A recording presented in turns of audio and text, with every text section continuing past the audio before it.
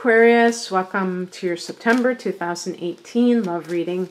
It's Rena here. Just shuffling the cards. I'm using the Morgan Greer deck for the typical spread that I do. And then at the end of the reading, to cap off the reading, I'm going to pick an Akashic tarot card, which is not a typical tarot card. It's almost like an oracle card.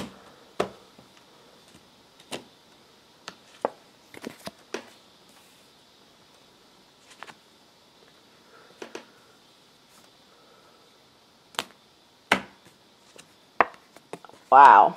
I was wondering if I was going to get 3 major arcana cards in a row. I kind of willed that one just to, test myself.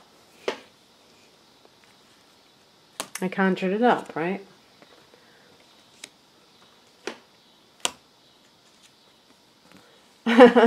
Speaking of conjuring things up, the magician pulls rabbits out of hats, right?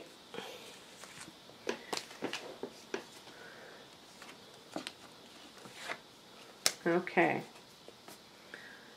I don't know, I have the windows closed. I don't know if you can hear, at least faintly, the choir of cicadas or whatever they are. I don't know if locusts and cicadas are the same thing, but at this time of the summer, at the end of summer, they're really come on strong. Okay, so the heart of the matter is the Wheel of Fortune. You've come off of this these 2 eclipses which directly affect you, being in your sign in late July, and then tonight is the Leo solar eclipse in your 7th house of committed partnership. Now I know this reading is for September, but some of you, or most of you, are going to be watching in August, and actually the effect of this solar eclipse can last into September, if not beyond that. Maybe 30 to 40 days at the least, and possibly more, possibly months. New beginnings, new seeds planted in relationship area. And it's a very powerful new moon, basically, is what we're getting at here. Let's look at the challenge. Now, this is what we're talking about. The Lover's card, but the Lover's card, now that would be, to me, the 7th house. This card does connect with Gemini for some bizarre reason. Don't ask me why. Why shouldn't this be Libra? But anyway, to me, this is more of the 8th house than the 7th house. So more of the Scorpio energy, where it's about intimacy. This is why they picture them naked, because the 8th house can be sexual intimacy, but it can be emotional intimacy. It's a water house. So with the Lover's card in the challenge position, you may even have some really wide options for your life, but you can't, something always grinds to a halt, because maybe when you meet somebody, maybe you have no problem meeting anybody. The Wheel of Fortune is connected to Jupiter. So now this could be another thing too. Maybe it's a Sagittarius person and you're with a Gemini person, you want to be with a Sagittarius person. Okay, that could definitely be it. But it can be, Jupiter's in Scorpio. That's your 10th house. Maybe you meet somebody through your career. That's possible too. But whatever is going on, and it just could be that you have a lot of opportunity for whatever reason, you're on a roll and you're meeting people, but it always grinds to a halt because you will not get close. Aquarius is an air sign. Aquarius is known for, the first thing, in my mental Tourette's, I was saying cold fish. Okay, I know that not all of you are cold fish, but a lot of you are, and it's like you're proud of it. You don't care because you want to relate to people in an unemotional way. Not all of you, We are a combination of influences. But, I mean, that archetype of Aquarius is very, like I said, not touchy-feely. I've been doing, like, I just did Mars in the signs, and I was talking about how Aquarius can be kind of physically standoffish. And somebody said, oh yeah, that's me, don't touch me, you know what I mean? So these people are naked. And it's not just sex, it's about bearing your soul. But the emotions can feel very uncomfortable, strong emotions, especially with Aquarius. I think you would rather just talk about things in an analytical way rather than to emote. And at the base of the reading, we have the Chariot. So, the Chariot card it is connected to Cancer. I would be like really shocked if any of you have been with a Cancer person. Stranger things have happened, but boy, would that be an odd couple. If that is true, then there's some kind of an inability to get it together as lovers for whatever reason. But just in general, the Chariot card is a card, it's a positive card, it's a card of success, but it's coming from being able to really focus on what it is that you want. So it's possible that the Wheel of Fortune and the Chariot card are career cards for you. And what they're saying is that it's creating problems in your love life because you just don't have the time. I mean, I guess there's that possibility as well. I'm just going to keep going, and I think that we will get to the crux of the situation here. So the higher message, a spiritual perspective on all of this, is the Four of Swords. It could be that some Aquarians are really burning the candle at both ends, and that you are in need of a time out for yourself to just kind of like get away from things. Maybe you've been like really hard at work at something professionally, especially with Jupiter in that 10th house. This may be just a very high-powered time for some of you career-wise, but you have been wanting a personal relationship, or maybe a relationship that you were in really suffered during this time period. And the Four of Swords is a card of retreat, of rejuvenation, and things like that. So it could be suggesting that you need to take time off of work if that's feasible, or that you need a different type of lifestyle, that maybe you've been just running ragged, and that little bridge of time to be able to take a breather, then you will rest up so that you can have more balance in your life. Maybe that's something that has been lacking. And it can be too that, when people are just go, go, go with career matters, that they just simply don't have the time to meet new people, even if that's what they really want. And if you're the kind of person who's like, maybe you've been really building your career throughout your 20s and into your 30s, and all of a sudden you're thinking, oh my gosh, I'm in my mid-30s and I haven't even met anybody yet, and you thought that you were going to meet somebody by now. But how?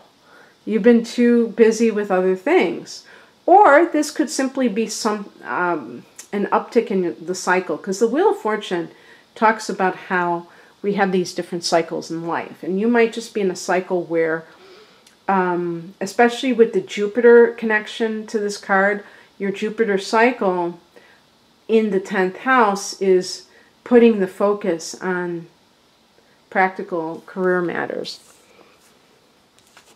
The practical advice is the Three of Pentacles, and this is the Architect's card and is connected to building a firm foundation with which to, you know, if this is with another person, you're building a life with them. So it starts with the person themselves. In other words, not just anyone will do.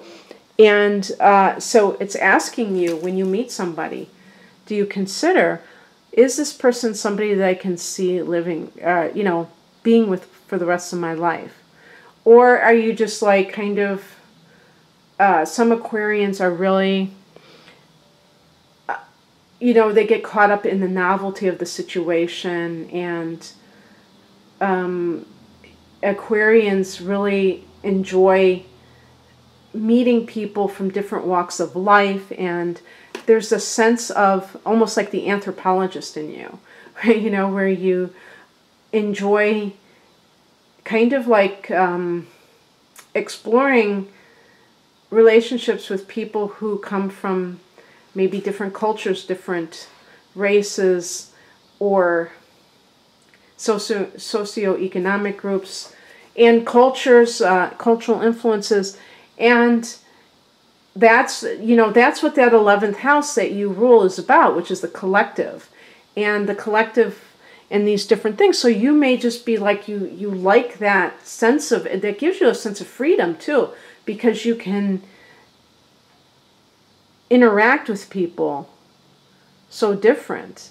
But then by the same token, when it comes to settling down, then how does that happen?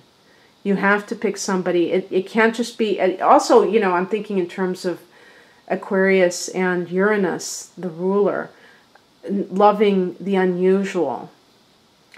And so people that are kind of eccentric, people that are like you, maybe nonconformists, but some of those people might be very flaky, and they might not be good material for a long-term relationship. You're a fixed sign. You are capable of being loyal to someone if they stimulate you enough intellectually and give you that sense of unpredictability. If things get too stale, then you probably will lose interest at some point.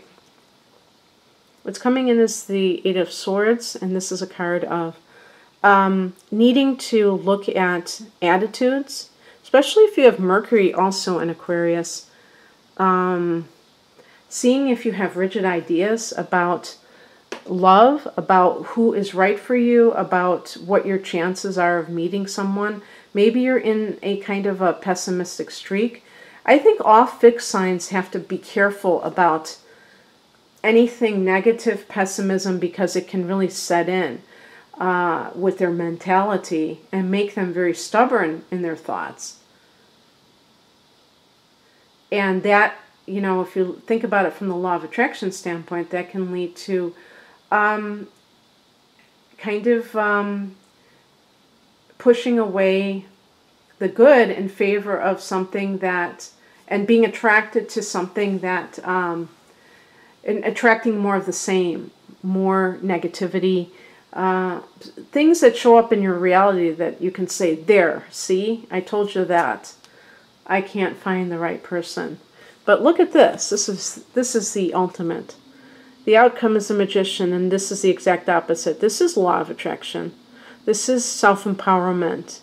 This is the number 8. Okay? But it's the infinity symbol. But this is like realizing, you know, this is the tools of the Magician, realizing that it's within you, that it's not out there, and that you have to be the one who is you know, setting intentions for what you want, Aquarius, and really believing that you can have the person that you feel maybe is your soulmate, maybe is the partner who best enhances your life. And if you've had a lot of negative experiences in the past, don't get fixated, fixed sign, on them, but see them as stepping stones, as learning experiences for really becoming that master manifester in love that I know that you can be. And so I'm going to pick that card from the Akashic Tarot. Let me just do a quick shuffle. I'm going to show you the outside of the card because it's so cool. It's like a mandala. I got the King of Keys. So let me figure out. They do have their own set of, okay, when I drop the card, they have their own set of suits. So they have keys as one of them. I really never took the time to read at the beginning. If they explain, they might explain, you know, why they have certain, yeah, here's the King of Keys. Okay. The King of Keys rides a splendid horse toward a great castle in the distance. He is happy and at ease as he travels home.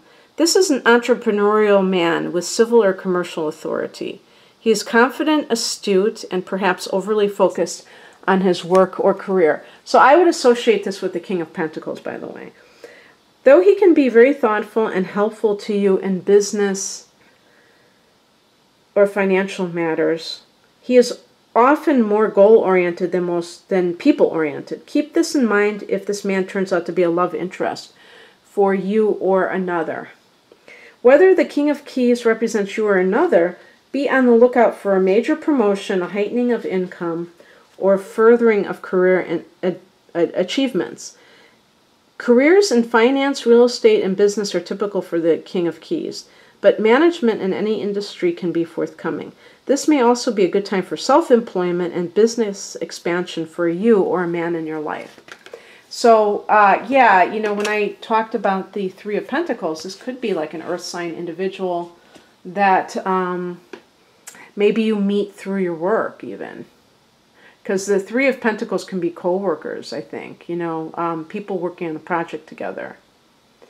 Okay, Aquarius, that's what I have for you. So if you like my style and would like to have a personal reading, I will provide a link below for my love readings. And otherwise, have an awesome September. Take care. Bye.